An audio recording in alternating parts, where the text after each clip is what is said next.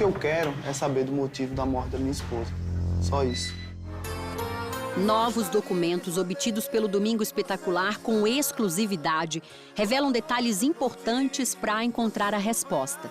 O que exatamente matou uma das cantoras de forró mais populares do Brasil? A minha ficha não caiu ainda. Não deu tempo ainda de processar tudo isso. Pra gente fica aquela incógnita, né? Tudo começou com um mal-estar. A sergipana Paulinha Abelha estava em São Paulo com o marido e a banda Calcinha Preta, da qual era vocalista havia 24 anos. Ela começou a vomitar. E eu disse, isso é um neném. O grande sonho dela era ser mãe. Graças a Deus. Aí eu disse, eita glória, coisa boa, né? Fomos ao médico, né? A gente precisa ir pro médico.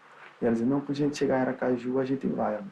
Mesmo com todo o mal-estar, enjoo que a Paulinha estava sentindo lá em São Paulo, ela quis pegar um voo e vir para cá, para casa onde ela morava junto com o marido e o pai, que está acamado há 4 anos. E era aqui que a gente queria estar. Hoje eu com minha esposa, né, lá em São Paulo aconteceu tudo muito rápido.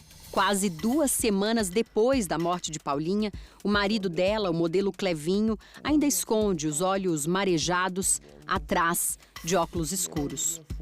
É muito difícil você chegar aqui, entrar, né, querer dormir, deitar tranquilo como a gente sempre fazia. Eu não consigo mais dormir tranquilo hoje. Paula Abelha e o marido desembarcaram aqui em Aracaju e vieram direto para este hospital. Aqui a cantora ficou internada por 7 dias. O Domingo Espetacular teve acesso a este relatório assinado por médicos que dirigem o hospital. Segundo o documento, Paulinha foi diagnosticada com insuficiência renal e hepática agudas, mas também foi detectado um quadro de meningoencefalite. Além da meningoencefalite, houve um agravamento do processo inflamatório generalizado, afetando múltiplos órgãos e piora, principalmente neurológica, que levou à necessidade de entubar a cantora.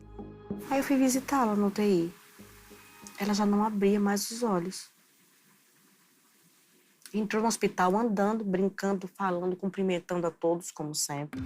A meningoencefalite é uma inflamação do cérebro e das membranas que o revestem. Ela pode ter várias causas, geralmente relacionadas a patógenos, né? Infecções virais, fúngicas, bacterianas e até parasitárias. Mas nada disso foi encontrado nos exames da cantora. No 7º dia de internação, Paulinha foi transferida para este outro hospital e daqui ela não saiu viva. O atestado de óbito, a que o Domingo Espetacular teve acesso, indica que uma das causas da morte de Paulinha Abelha é a meningoencefalite, diagnosticada 10 dias antes, ainda no primeiro hospital. A certidão descreve ainda outras causas: hipertensão craniana, insuficiência renal aguda, hepatite. O Domingo Espetacular teve acesso a este exame feito no primeiro hospital que atendeu Paulinha. A amostra colhida no dia 19 tem alterações no líquor, um líquido presente em cavidades do cérebro e da medula espinhal. Primeiro, no aspecto, que deveria ser incolor, mas estava amarelo. Depois, onde não deveria haver células de defesa, havia várias. E os índices de glicose e proteínas também estavam muito elevados.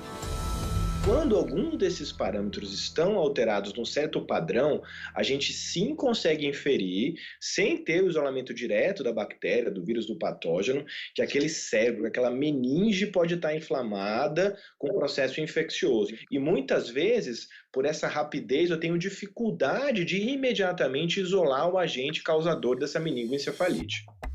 Essa hipótese reforça a possibilidade de que Paulinha Abelha tenha morrido com uma infecção. Mas outros exames, também inéditos, apontam um caminho diferente ou complementar.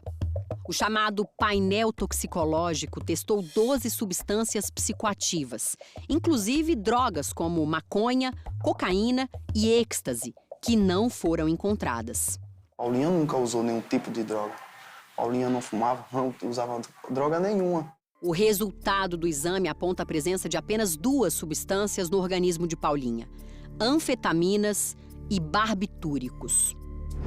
As anfetaminas são estimulantes que agem no sistema nervoso central. Elas são o princípio ativo do Venvance, nome comercial de um remédio tarja preta usado para tratar transtorno de déficit de atenção e hiperatividade, o TDAH. O medicamento aparece nesta receita médica emitida em nome de Paula de Menezes, no papel timbrado da clínica da nutróloga que a acompanhava. Entre os efeitos adversos mais frequentes do Venvance estão a redução do apetite e a perda de peso. Mas também são comuns náusea e vômito, os primeiros sintomas que apareceram em Paulinha. Esse acompanhamento que ela fazia com a nutróloga, qual que era o objetivo dela? Na verdade, a Paulinha sempre gostou muito de se cuidar, né? Ela sempre buscou fazer dieta, né? Ela tinha uma verdadeira psicose com questão ela tinha retenção líquida, né? Então ela dizia, eita, chegava de viagem assim, olha, Bel, a gente conversava muito, tô toda inchada.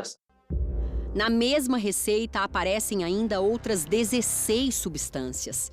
Um antidepressivo, um redutor de apetite, suplemento alimentar, regulador do sono, estimulante, calmantes naturais, cápsulas para memória e concentração e uma fórmula que promete dar saciedade, inibir o apetite e reduzir medidas. Um dos componentes dela é a erva asiática Garcinia cambogia. Garcinia cambogia, ela é uma droga potencialmente hepatotóxica e pode levar a casos de hepatite fulminante. Por último, a receita traz um combinado do fármaco Orlistat com o Morozil, o extrato do suco de laranjas vermelhas, que promete controle de peso e combate à gordura localizada. Os componentes do Morozil inibem as enzimas do fígado. Então, eles inibem o fígado de exercer a sua função. Ele estava incapacitado por conta do Morozil de trabalhar e, por outro lado, ele tinha uma alta demanda para processar devido à ampla associação medicamentosa. Então, realmente houve uma falência desse órgão que comprometeu o organismo como um todo. Já os barbitúricos, que também apareceram no exame toxicológico de Paulinha, não constam na receita da nutróloga. São remédios geralmente aplicados como sedativos. É protocolo administrar um barbitúrico dentro do ambiente hospitalar para evitar as convulsões. Nesse quadro em que há uma clara intoxicação medicamentosa, já com insuficiência hepática, já com insuficiência renal, ele vai ser mais um produto tóxico. A pergunta de Clevinho agora é: será que os sedativos usados nos 2 hospitais em que Paulinha esteve internada eram da classe dos barbitúricos? Eles falaram, ela está sedada, né? Está entubada e está sedada. Mas depois que passa um tempo, o sedativo sai e a pessoa acorda, que é o correto, né? E o dela, ela não acordou. Mas por quê? Qual foi o sedativo? É isso que a gente precisa saber. Qual o sedativo que foi usado? Essa tempestade medicamentosa pode explicar o resultado da biópsia feita no fígado de Paulinha. O laudo indica necrose e conclui que os achados podem corresponder à injúria hepática induzida por medicamentos. Isso mostra que esse fígado ele estava trabalhando com sobrecarga. A demanda que ele precisava processar era maior do que a sua capacidade de transformar. Procuramos a nutróloga da cantora. A médica Paula Cavalaro foi quem nos mostrou o exame do líquor, mas preferiu não gravar entrevista. A pergunta que ninguém conseguiu responder até agora é: o que começou primeiro? Os problemas renais e hepáticos ou os neurológicos? Supondo que o problema primário seja uma agressão ao fígado, a chamada hepatite fulminante, O que acontece é que o fígado ele também limpa o sangue de várias toxinas. Depois de um certo tempo, essas toxinas fazem o cérebro inchar. E aí a pessoa pode começar a ficar sonolenta, depois confusa, até o coma, que é o extremo da chamada encefalopatia hepática. Esta encefalopatia hepática não é meningoencefalite. A outra hipótese é que realmente houve uma meningoencefalite, uma inflamação cerebral, que afetou inclusive o fígado. Mas o fígado causar uma meningoencefalite, isto não acontece. Por meio de nota, a nutróloga da cantora informou que Paula iniciou o tratamento em novembro de 2020 e que todos os medicamentos prescritos para a paciente foram dentro de todos os protocolos médicos previstos para o quadro clínico que esta apresentava. A nota diz ainda: fomos surpreendidos no mês de fevereiro com a notícia da sua internação e reitera que exames pedidos por médicos consultados de São Paulo apresentaram a hipótese diagnóstica de meningite. O hospital da Unimed de Aracaju não respondeu às perguntas do Domingo Espetacular sobre o tipo de sedativo usado para tratar Paula Abelha. Apenas confirma o atendimento da cantora entre os dias 11 e 17 de fevereiro e afirma estar à disposição da família.